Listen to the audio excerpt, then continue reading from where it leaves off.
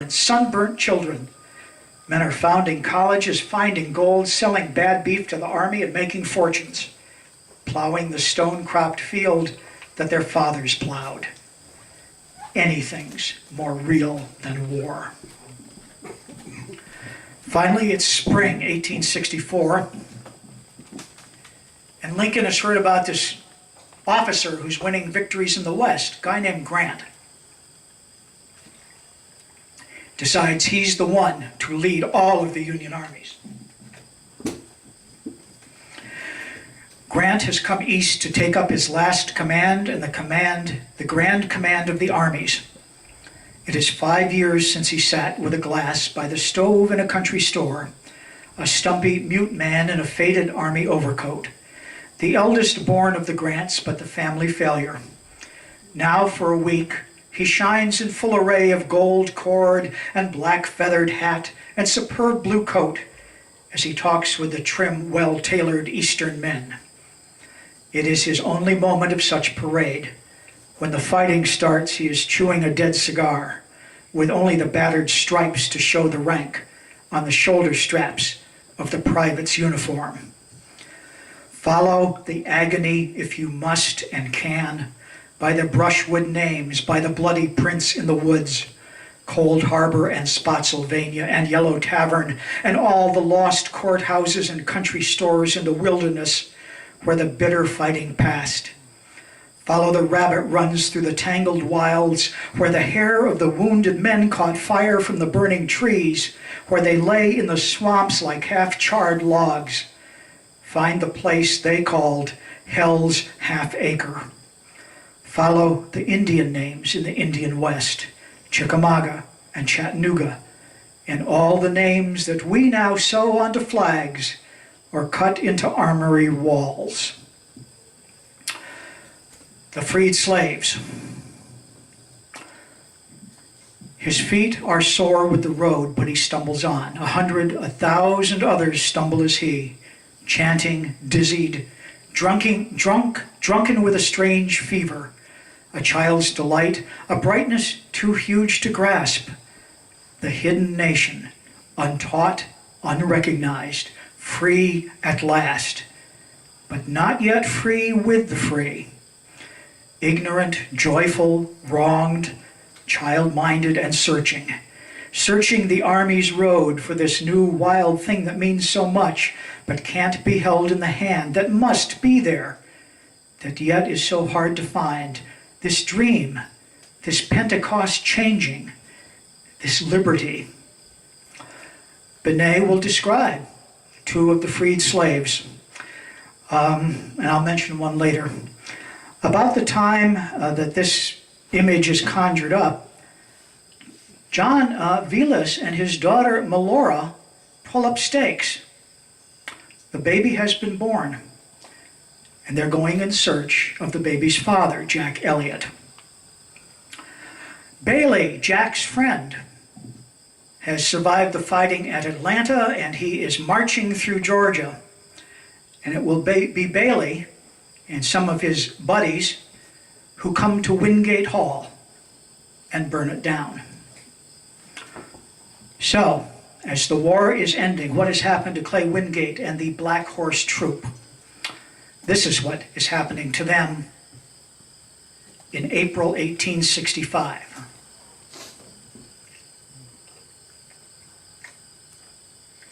I will try for a southern accent here. Wingate wearily tried to goad a bag of bones on a muddy road under the gray and April sky, while Bristol hummed in his irony, "If you want a good time, join the cavalry." Well, we joined it, and here we go. The last event in the circus show. Women and children, dry your eyes. A southern gentleman never dies. He just lives on by his strength of will, like a damn old rooster too tough to kill. He just goes on in his usual way, eating a meal every 15th day. And he fights with a fury you seldom find except in a home for the crippled blind, and can whip 5 Yankees with a palm leaf hat. Only the Yanks won't fight like that.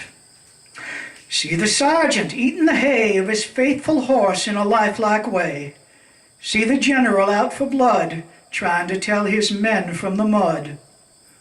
Here we go, the last parade of the circus show. Longstreet's orphans, Lee's everlastings. Half cast iron and half corn pawn. And if getting to heaven means prayers and fasting, we ought to get there on the fasts alone. Here we go with our wedding bells, Mr. Davis's immortelles. Mr. Lincoln's Thanksgiving turkey, run right ragged but actin' perky, chased right handsome but still not carved. We had fleas, but the fleas all starved. There's a description of the Black Horse troops' last fight. We don't know what happens to Wingate until this a little while later. Wingate waked from a bloodshot dream. They were touching his leg and he heard himself scream. A blue-chinned man said a word or two. Well, Johnny, you ought to do till the sawbones comes with his moving van, and you're lucky you're living, little man. And why the hell did you act so strict, fighting like that when you know you're licked? And where's the rest of your damn brigade? The voice died out. The voice died out as ripples fade into the flow of the running stream, and Wingate sank back into his bloodshot dream. Good news is Clay Wingate will get home alive, and he will find Sally Dupre. But we do not know what happens next to Clay Wingate. Coming to the end of the war now. So this week, this death march, these final desperate strokes, these last blood spots on the harvest, until at length the battered gray advance guard, hoping to break a last miraculous hole in the closing net, sees Ord's whole corps as if risen out of the ground before them, blocking all hope. The letters are written, the orders given, while stray fighting goes on, and gray men and blue men die in odd clumps on the ground before the orders can reach them. The chiefs and the captains meet. Lee, erect in his best uniform, his dress sword hung at his side and his eyes unaltered. Chunky Grant in his mud-splattered private's gear with the battered stars on his shoulders.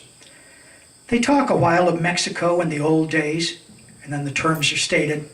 Lee finds them generous, says so, makes a request.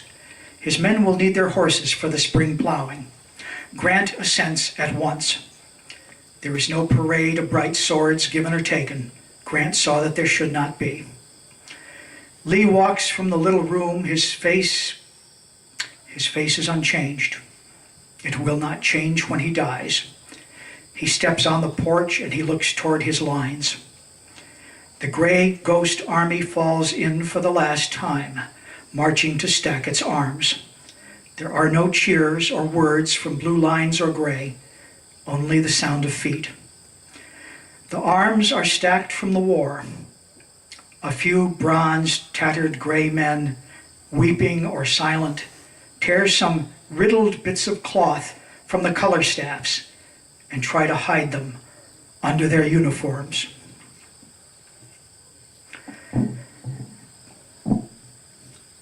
Benet goes on to talk about what happened to some of the men after the war, in that first spring after the war. Now, one of the men he describes, I haven't talked about him, is a fellow named Jake Deefer. He's a Pennsylvanian.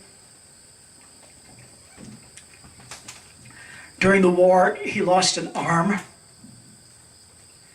The scene opens, Deefer is trying to plow, but it's hard with one arm.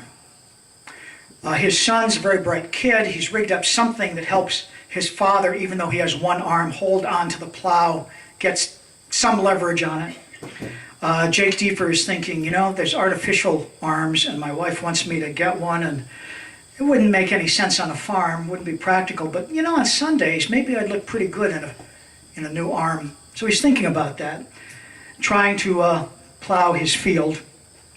I think he must live near Gettysburg, because sometimes the blade of the plow still turned up such odd harvest as bullets leave, a spoiled canteen, the brass of a cartridge pouch, an eyeless skull too white for the grin it wore. They'd cleared the well. They could drink from the well again. And then he looks down the fence line. By the end of the farther fence, a ragamuffin something leaned on the rail, regarding Jake and his team. This is one of the freed slaves. I don't like the names that Benet chose for the slaves, but I'm kind of stuck with them. This former slave's name was Spade, and he had enlisted in the United States Colored Troops. And he had fought at the Battle of the Crater. Now, the Crater happened during the Siege of Petersburg. It was trench warfare.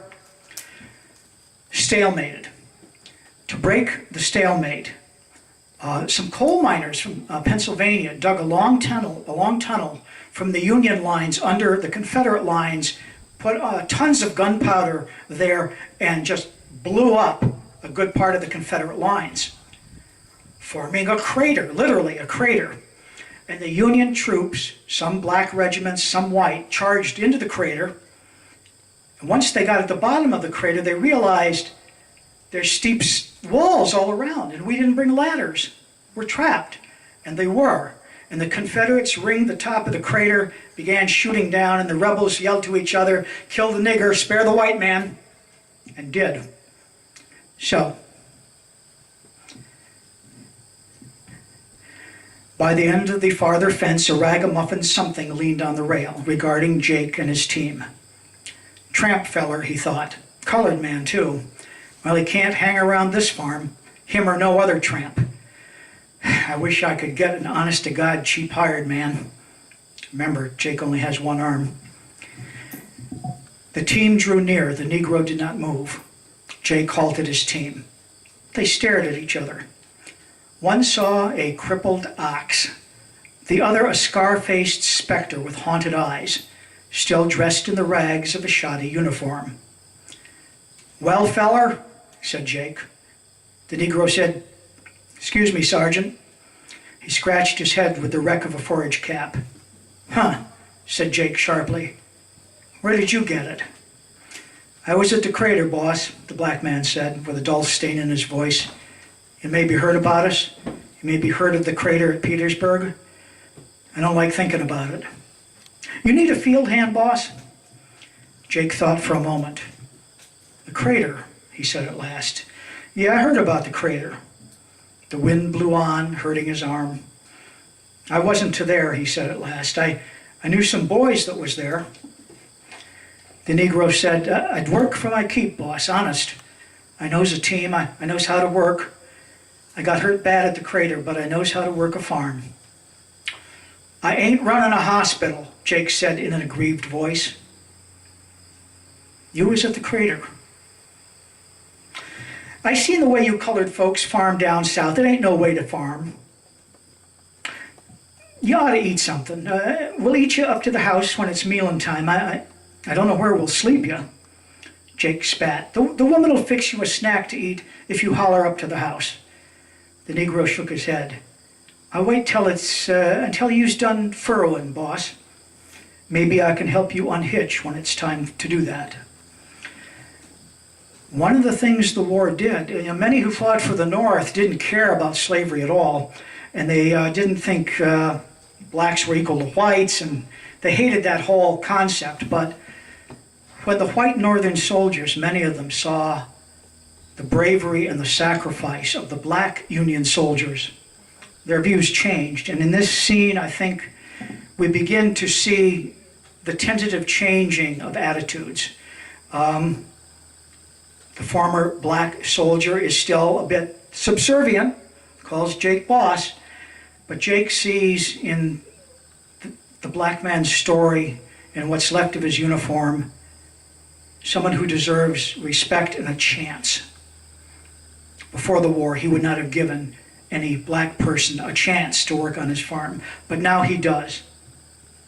So this hints at something that began to change on account of our Civil War. Jack Elliott, here at the end.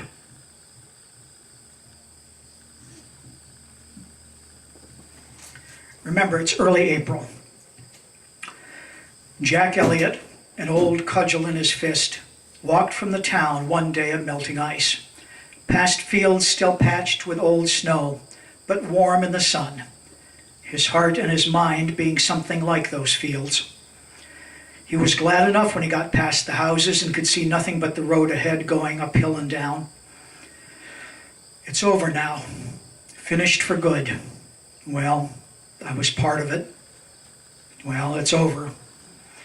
He carried still wounds of a sort, some healed into scars and some that hardly would be healed a while, being the stuff few surgeries can reach. But he was well enough, although the wind felt colder than it had in other springs. He had a picture of Melora's face, dim with looking at, a carried image in his mind. He tried to see it now, but it was faint. He tried to find her, but he couldn't find her, couldn't get any news while he was sick, and then at last, the news that they were gone. That and no more, nobody knew where. I'll settle down. I'll forget. I'll wear my riddled coat 4th of Julys and have boys gape at me. I'll drink and eat and sleep, marry a girl, be a good lawyer, wear the hunger out. I hardly knew her. It was years ago. Why should the hunger stay? A dozen men might find a dozen girls and lose them so, and never once think of it except perhaps as a dim fragrance lost with their first youth, a seashell in a box of cedar wood, a silver mist that vanished with the day. It was years ago. She must have changed. I know that I have changed. We find such things and lose them and must live in spite of it. Only a fool goes looking for the wind that blew across his heartstrings yesterday. And here he was, out walking on this road, for no more reason than a crazy yarn just heard about some gypsy travelers going through towns and looking for a soldier. And even supposing it was she, he saw her walking down from the wood, with the sun behind her low in the western cloud. He saw the long shadow that her slight body made. He saw a slow cart creaking up a slope of hill, drawn by horses as gaunt as poverty, and led by a woman with great eyes, Melora. And there you have it, John Brown's Body in a nutshell.